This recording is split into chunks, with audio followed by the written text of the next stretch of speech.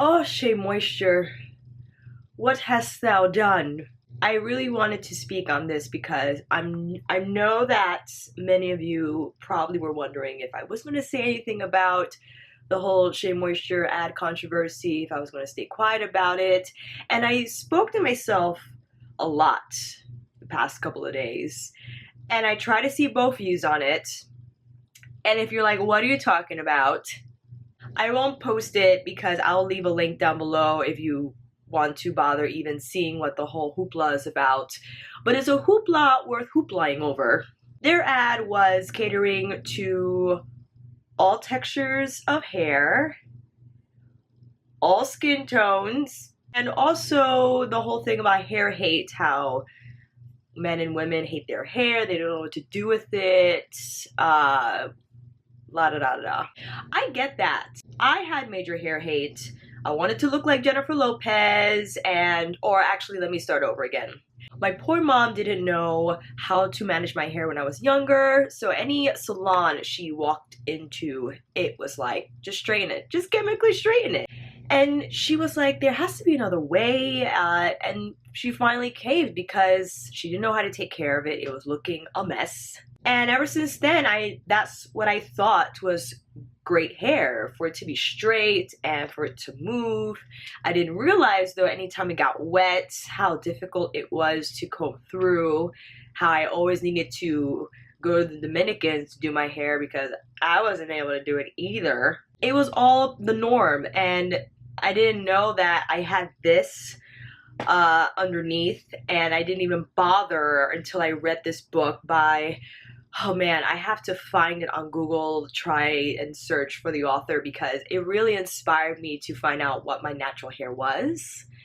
I told my mom and she was like, sure, if you want to cut it all off, it's fine. I did that in college. Actually, I'm sorry, before I went to college, so my senior year in high school, and that's how I got this. But back to the original point of this video, yes, hair hate is real amongst those wearers of hair like this that deemed it unkept, tangled, messy, not work appropriate, not school appropriate. I'm sure you learned about the schools that banned afros, I believe, or just any natural hairstyle because it wasn't neat, it wasn't professional looking.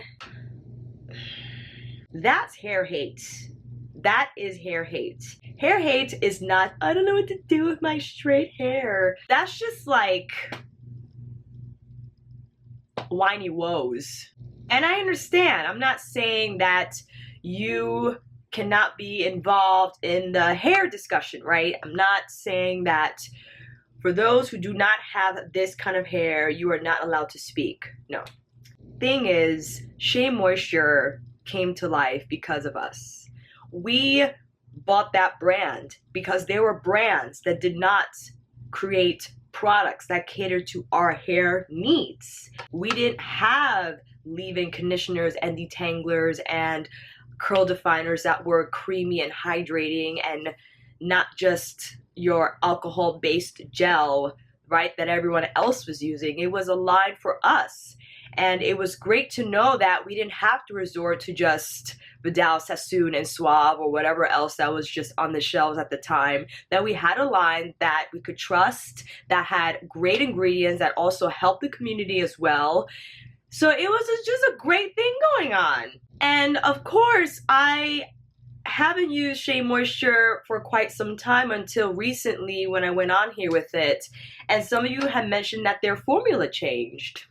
And after reading about the ad controversy, yeah, it's possible they might have changed it to cater to the hair types that perhaps thought the original formula was too heavy, too greasy. Yeah, it's going to be heavy and greasy because it's not made for your hair. Listen, man, those with straight hair, right, and it's not just white people, okay? I know there are straight hair wearers from all shades and backgrounds.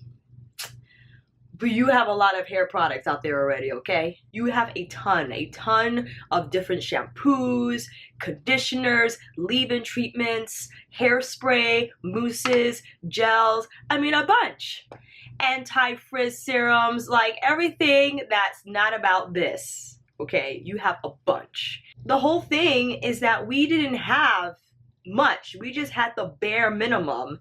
And now with everyone on board, mostly everyone anyway, with the natural hair products and loving your curls, loving your natural texture, using products that help keep that texture healthy and not change it.